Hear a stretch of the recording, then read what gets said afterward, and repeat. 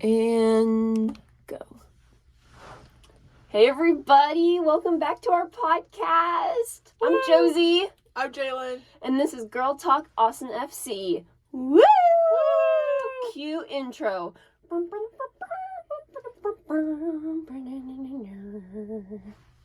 That was great. Thank you. I love that. Thank you. All right. So, what we got, Jalen? So, this episode is called The Sideline Strategy. Meet the coaches and staff. Yep.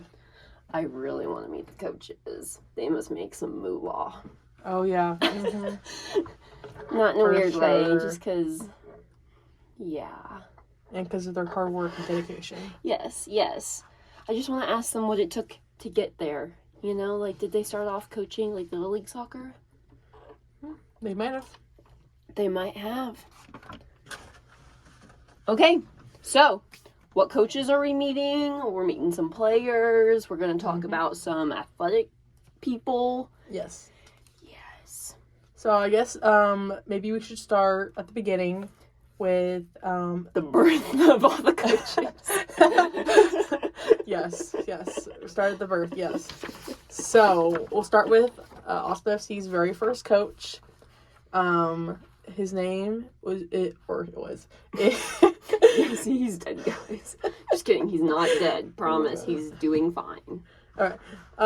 His name is Josh Wolf, and he started with Austin FC right at the beginning in 2019. While the team struggled in their first year, they had an incredible dream season in 2022. That year, they were one of the best teams in the league. They finished in second place in the Western Conference, and they won 2 huge playoff games at home at Q2 Stadium against Real Salt Lake and FC Dallas.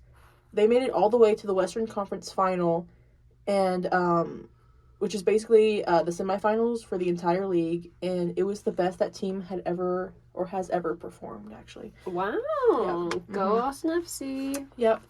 There were some struggles, though. Unfortunately, the years surrounding that great 2022 season weren't as successful. In 2021, 2023, and 2024, the team failed to make the playoffs entirely.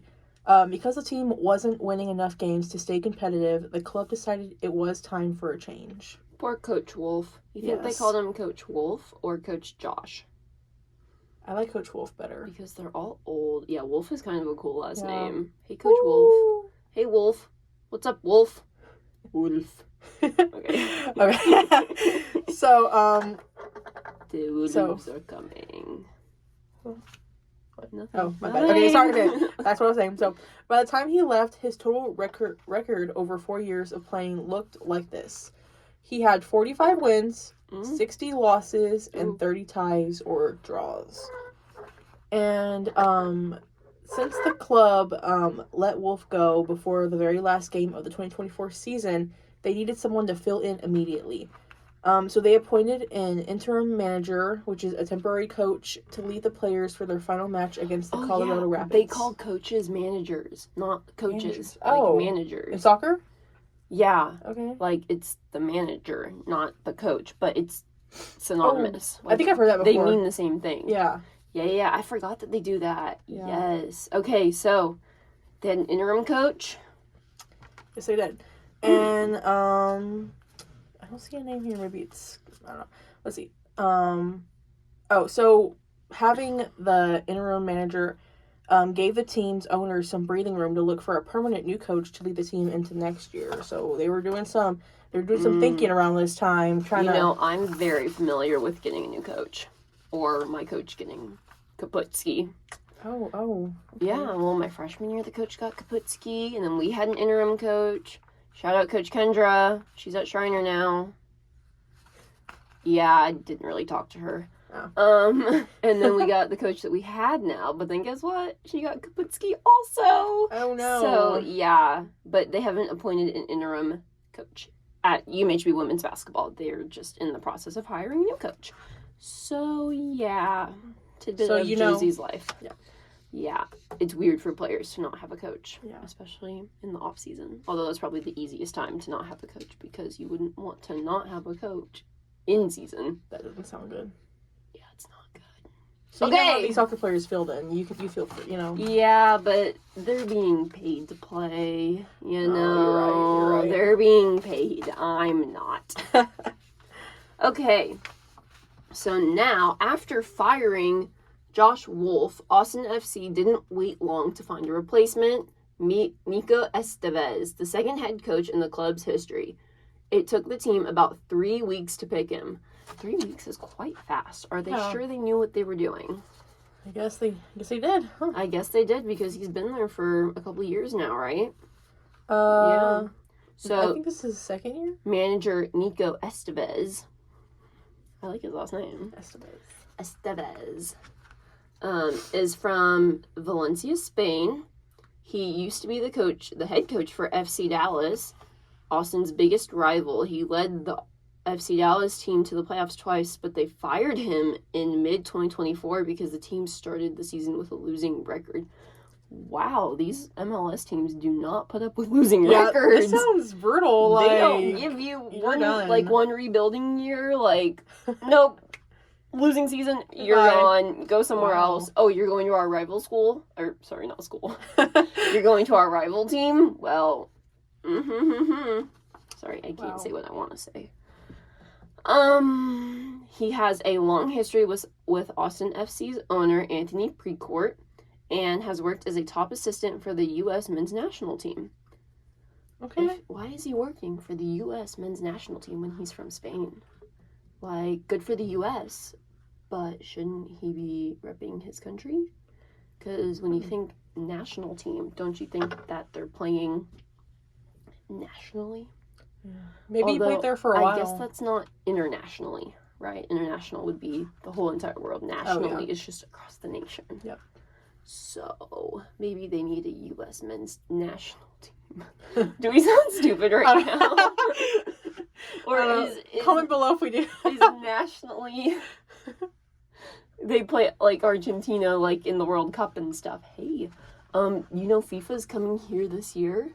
For the World Cup? Yeah. Yes, I have heard that. Yeah, we should try and get... No, I feel like tickets would be so expensive. Okay, if we win the lottery, we'll go. Okay, yeah. But... And if we win the lottery, we'll also go to the Austin FC game. Yes, yes.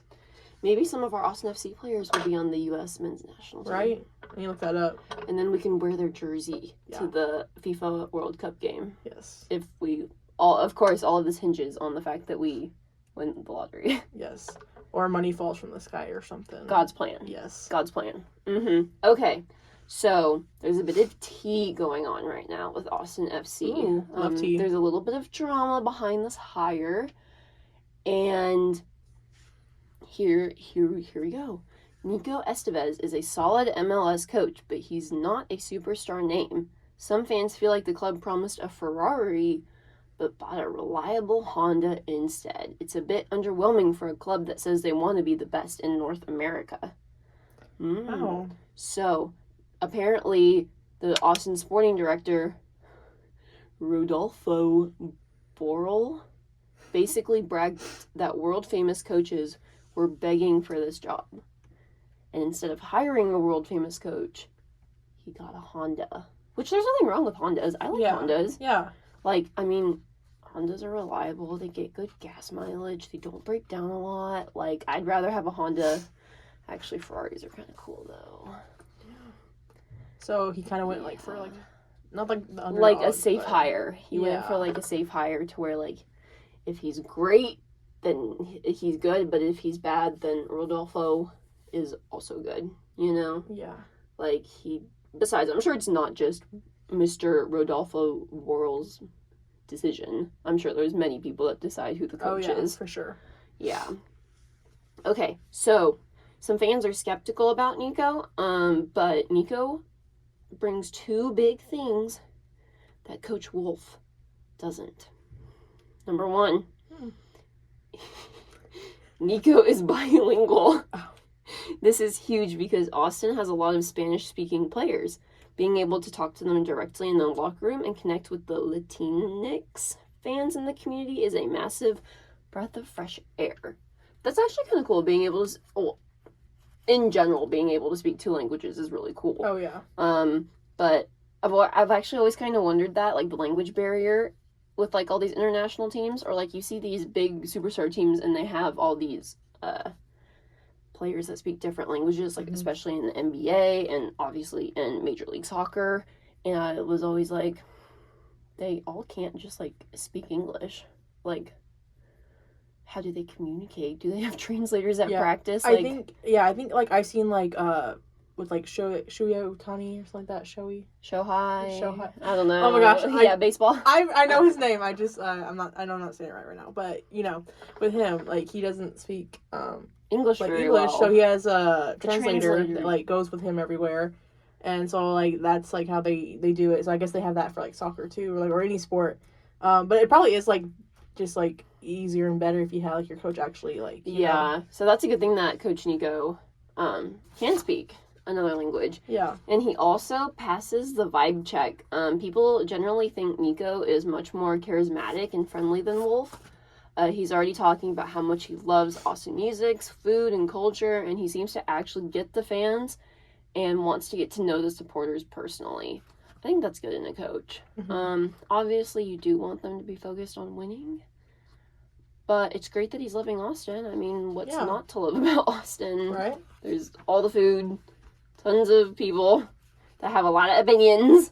Oh, yeah. That like to have a lot of fun. So, you know, what's not to love about Austin? Okay, and research question number 3, Jalen. How does Austin FC's new leadership structure aim to restore fan confidence and on-field performance after consecutive losing seasons? What a great question. Okay. Thank you. So, all right, let's get into the big question. Or big question, the answer to the question. So, gosh, I keep touching that. What am I doing? All right. So after missing the playoffs in back-to-back seasons, fans are tired of hearing "trust the process." They want to see results. Exactly. It's not just a new coach; it's a whole new vibe. The club is basically using a 2-pronged attack to get us back on track. Okay, let's start with the first part, the energy shift. Right. For a long time, things felt a bit stiff. Nico Estevez is the complete opposite of that. He's Spanish, he's bilingual, and he's super charismatic.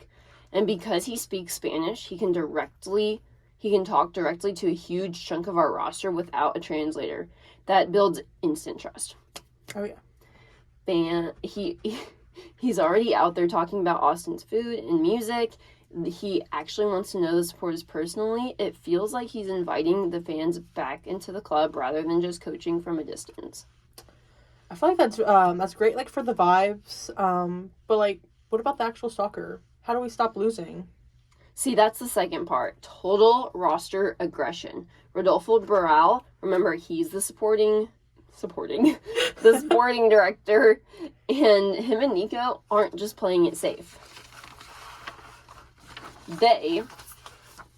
The club just dropped over $20 million on 2 star forwards, Brandon Vasquez and Maritu Uzuni. Plus, they just signed Facundo Torres for 2026. They aren't just looking for okay players, they are hunting for goal scorers. That's good. Yeah. That's really good that they're doing that. Yes. Like, yeah, go spend the big bucks so you can actually win a little, because when you start winning, more money comes rolling in. Yeah. And, like, it'd be cool if they were, like, able to make these names, like, household names. Like, maybe Austin FC should do, like, school nights, and, like, all students get in for free. And, because then that crowd would be packed, and those kids would be going crazy. Now, obviously, you have to get the parents to drop the kids off, or come with the kids. Or, like, field trip, maybe, like, field trips. Yeah, but then, like, those kids see how awesome they are, and then more kids want to play soccer, and more kids want to be, like, Brandon Vasquez and Facundo Torres, and think that they could get $20 million in soccer. And then they can, like, tell this, like, the story of, like, how they went to the game and, like, how they became infatuated with Austin FC. Yes, okay. So, Austin FC coach Nico is also trying to make the team hard to beat. They actually tied for the most shutouts in the league. And the vertical plan, he's called the team that the team plays too horizontally, which is basically just passing like side to side, which is what they would do under the old coach. And his goal is now to be more vertical, meaning attacking faster and taking more shots. Okay, try new things. I like that. I like that too. Yes. Like, I mean, the definition of insanity is doing the same thing over and over and expecting different results. That would be insane to do that. Okay. Okay, so the simple version is they're trying to win the fans back by being more likable and relatable, and they're trying to win the games by spending big money on players who actually know how to score. Exactly. It's a defense first, personality always strategy. They put the team back in the playoffs in 2025, and now for 2026, the goal is to actually score enough goals to be a threat. Wow. That's some powerful stuff. Yeah. I like this. Like, I like how, like, he's changing the landscape of how they play. Yes. Yeah, it's good. And I also like when, like, coaches, like, come in and know exactly what they want to do. And, like, here they went and got, like, some big-time players so that they could actually be able to win. Yeah. Yeah, do some new strategy, implement what he wants. Because it's also hard when you have 20 players from the old coach, and they all probably like the old coach. Maybe some of them didn't, but they all played according to the old coach. So now they have to learn how to replay with a new offense and a new defense and, like, new strategies. And I'm not really sure, like, how it works. Like, I don't think they specifically run plays in soccer, but, like, in basketball, we just had to, like, throw out all the plays and, like, kind of just relearn everything and, like, kind of learn how this coach works. And I assume that's what these players have to do. Oh, yeah. Yeah. Oops. Sorry. My hand hit this. And this is only their second coach, so... Yeah, and they haven't been around that long. Yeah. Like, they have time. Yeah. Okay. Okay, now let's talk about some of the other new coaching hires that have, they've, like, came from Nico Estevez. Like, he's chosen them to join the Austin FC staff, you know. So the first new face is Alberto Beto Gonzalez. I guess Beto's like his nickname, maybe? Yeah, probably. And he was chosen as an assistant coach. He comes from Spain, by the way of UAE. Do you know what UAE stands for? Testing your geography. Oh my goodness, don't do this to me. Wait, United? Wait, I know that's this. That's the E. Emirates? Yeah, that's the E. How you say it? Yeah. What's the A? I want to say America. No. Oh my gosh, no. No, so far from America. United Emirates. UAE. United blank Emirates. Oh, crap. Arab. Oh, wait, I knew that. United Arab Emirates. Oh, man. Josie, you're embarrassing me on our podcast. Okay, do you know where Spain is? Could you point to it on the globe? This is a yes or no question. Really? Probably not. Jalen. I barely know the 50 states. Leave me alone. Jalen! Did you pay attention in geography? Un poquito. Obviously, you didn't pay attention in Spanish class either, so... No. Okay, tell me about Coach Gonzalez. Okay, so... he's a developmental guru who has spent years running youth national teams and top-tier academics. He knows how to build talent from the ground up. Oh, okay. Yes. Go Coach Gonzalez. Yes. So the next new face for Austin FC is Francisco Curo Gallon. I don't know if I said that right, but hopefully it was close. I don't know. You're the Mexican, so. Oh gosh. And he is the new goalkeeper coach. And this guy is a heavy hitter. He was recently in Ukraine with Sorry guys, it's another hard name. Shakhtar. Donetsk. Yeah, he must. Shakhtar. Okay, yeah. I'm gonna Google Shakhtar. Guys, y'all should try to help us pronounce these. I don't. Yeah, Drop a comment if you've ever heard of somebody named Shakhtar again. Not that I'm making fun of his name. I just think it's very interesting and cool. Yes. Okay, so he was recently in the Ukraine, where he coached some of the best keepers in Europe. Oh, Shakhtar Donetsk is a team. It's not a person. Oh my god! See, guys, it's it's from the Ukrainian Premier League. Oh, wait, he was recently in Ukraine with. Yeah, I thought Shakhtar was a guy. I thought that was like a coach in Ukraine. Okay, so he was the coach in the Ukraine. Yes. Okay, but now he's the assistant coach, the goalkeeper coach at Austin FC.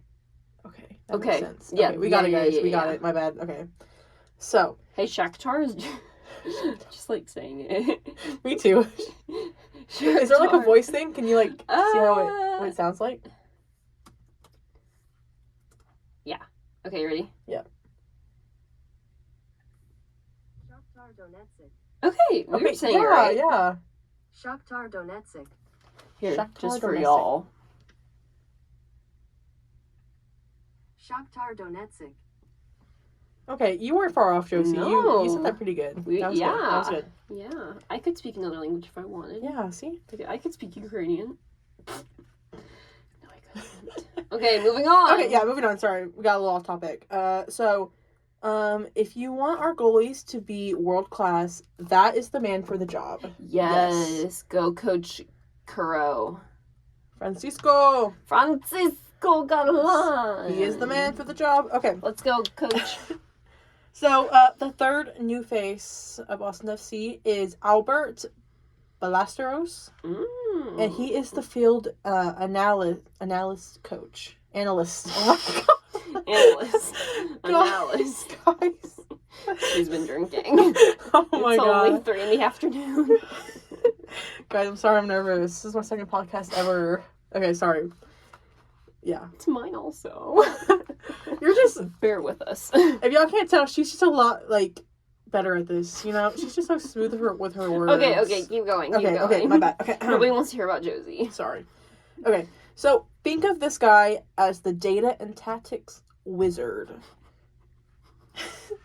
Why'd you say tactics like that? Tactics. Josie. Sorry. Really? Okay, he is the data and tactics wizard. He's worked all over the world, Spain, Japan, Mexico, and even did personal analysis for Liverpool star Thiago Alcantara. And he'll be the one spotting the gaps in the opposing team's defense. So he's like the defensive coordinator. Yes. Quote unquote football to soccer. Yes. American football to European soccer. Okay. And we also have a familiar face that is sticking around, and his name is Davy Arnaud, who's been with the club since day one in 2021. And he is staying on as assistant coach to provide some much needed community, community, yes. And the bottom line is, oh my gosh. I'm sorry. Okay, these guys all officially start in January 2025, and it's a huge injection of global experience as the club looks to turn things around next season. Nice. Yeah. Okay. Guys, we're going to get into the legend himself, Rodolfo Borrell, the sporting director. Okay, so before Austin, he was at Manchester City, Liverpool, and FC Barcelona. We're talking about the highest level of soccer that exists. At Barcelona's famous academy, he helped develop global legends like Lionel Messi. Ooh, he's in Miami. Mm-hmm. Gerard Pique and Cesc Fabregas. He literally knows what greatness looks like from day one. At Manchester City, he was the right-hand man to Pep Guardiola, widely considered the best coach ever. Okay, go Pep. Together, they won 14 trophies in 7 years. How was that possible? Shouldn't it only be 7 and 7? Unless they have, 2 tournaments every year? I guess they do. Including, they won the massive treble, which is winning the 3 biggest titles in one season. Oh, okay, so they have, 3 tournaments in one season. Oh. Kind of like, this is so stupid. Do you not know a lot about horse racing? No. So each year there's 3 horse races, and they call it the Triple Crown. So this is the treble, I guess, is like if one horse was to win all 3 races, I think it's the Kentucky Derby, which is the big one where all the ladies wear the crazy hats, and then it's like the Preakness and the Belmont. Those are the 3. And like a couple horses have won all 3 and like got the Triple Crown. So it must not be a very easy thing. Obviously it's not an easy thing to win 3 races. But for soccer, to win 3 soccer tournaments, that's a lot of soccer. Yeah. That's pretty cool. Okay, so he is the chief soccer officer, where he runs everything that touches a soccer ball, from the pro team to the kids in the academy. While others handle the business side, Borrell is the boss of the sport. Nice. Okay, so now let's get into some players. Woo! Players. Players. Okay. Players. So, we have a couple key players that we would like to talk about just a little bit. We don't really know that much. We did our best to research them, but they're kind of private guys. Like, they're just there to play soccer, you know? Yeah. I mean, I'm sure they want some level of fame, but ultimately, they're just there to play soccer. Okay, number 1. Key players. We already mentioned them. Designated players, Facundo Torres, who is from Uruguay. Mirito Uzuni, who's from Albania. He's a forward in an LW. I think that might mean left wing. Okay. And he's a big scoring threat. Sorry, Mr. Torres from Uruguay is RW, which I think is right wing. And he is a creative engine. Like, he makes plays. He's like the point guard. I gotta stop making basketball references. Okay. No, I like it. It's easier to understand. Okay. And then Brandon Vasquez. He's from the United States. Plays CF, center field. It's really hot in here, Jalen. It is. He's a striker, which I assume that means like a scorer, right? A striker. That's what it sounds like. Yeah, okay. Then U22 initiative players, which makes me think that U22 initiative players are like rookies, like people in their first year, like they're under 22, but they still are good enough to play Major League Soccer. Mm-hmm. So they have, I'm not even going to try and say his name, or I'll try and say his first name, but not his last name. Mateja D. He's from Serbia. CB. I don't know what CB stands for. That's what he plays. And then Nico, another Nico. Dubersarski from Argentina. Okay. And Owen Wolf. It's spelled the same as Coach Wolf. Oh my gosh. Brothers. Brothers. Father and son. I'll look him up. That would be cool. Owen Wolf. Boston FC. Let's see. Oh, he got injured. Oh. Parents. Josh Wolf. What? What?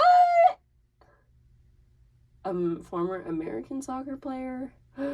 Wow. Wait, so is that actually his dad? Yes, that's actually his dad. Oh my gosh. Wow. Wow. Drama. Okay. And then they have a veteran core in Brad Stuver, who is the goalkeeper from the United States of America. John Gallagher, who is an RB, don't know what that means, from Ireland. Illy Sanchez, who is a DM from Spain, don't know what that means either. And Brandon Hines Ike. Oh, Brendan. Sorry, Brendan. He's a CB from the United States also. Okay, so now who starts every game? Brad Stuver starts at goalkeeper. We don't really know that much about him, but we'll do some in-depth research. And if there's any juicy details, we will let you guys know in episode 3. So come back and listen to us. Brandon Hines Ike, Alexander Satovov, John Gallagher, Illy Sanchez, Joseph Rosales, Mirito Uzuni, Facundo Torres, and Jaden Nelson. Those are the people that have started all the games so far. They've played 5 matches this season so far, and those are the players that have all played the most. So now who is leading the team this season? No surprise there. Mirito and Facundo, the 2 that they spent $20 million on. They're leading the team. Mirito has 1 goal, but he's taking a lot of shots and he's a constant attacking presence. And Facundo Torres has 2 assists, and he's a creative leader. And then the third one is Brendan Hines-Ike, who is the defensive anchor with a goal scored. So while playing defense, he somehow managed to score a goal. How does that work? I don't know. Me either. Okay, and then off the field, Brad Stuver and Illy Sanchez remain the veteran leadership core. Okay. So I did try and look up if anybody's been, like, causing any problems on the team, like drama or, like, gossip, and no. Oh. I mean, they're only That's 5 good. games in. Yeah, that's good. You don't need to sound so disappointed. I know. Oh. My bad. No, that's fantastic. So, where is everybody from? We actually have many nationalities here. We have a lot of Americans. We have some South Americans, some Europeans. We have one guy from Central America, one guy from the Caribbean, Jamaica, a couple guys from Africa and Ghana and Uganda, and Canada and Brazil. Which is Brazil, not South America? It is. It is. Do you know what the native language of Brazil is? Don't say Spanish. Starts with a P. Portuguese. Yeah. I was gonna say that, guys. Portuguese. Okay, so Mr. John Gallagher has been on the team the longest, since 2021. Actually, they've had 4 people that have been on the team since 2021. They all were drafted by Austin FC and have been with Austin FC for 5 years. And that's Gallagher, Stuver, Piera, and Kolmanic. And yeah. Okay, guys. So, hope you enjoyed this podcast. Leave a comment, drop a like, subscribe if you want to. We would really appreciate it. Jalen, got anything to say? I feel like I know the team way better now. Like, I liked going through, like, the staff and the players. Yes, I feel like I could actually, like, get behind this team. Yes. Like, earlier I was kind of like, okay, who really cares that much? But now, like, Sanchez. Yeah. I want to go see Torres. Yes, now like when we watch a game or like... And be like, that's Torres. like, that's we'll know. Facundo. Yes. Facundo. It just sounds like a fun, like... like... Never mind. Okay, moving on. I just made eye contact with that. Okay. Bye, guys. See you later. Bye. Bye. And we out.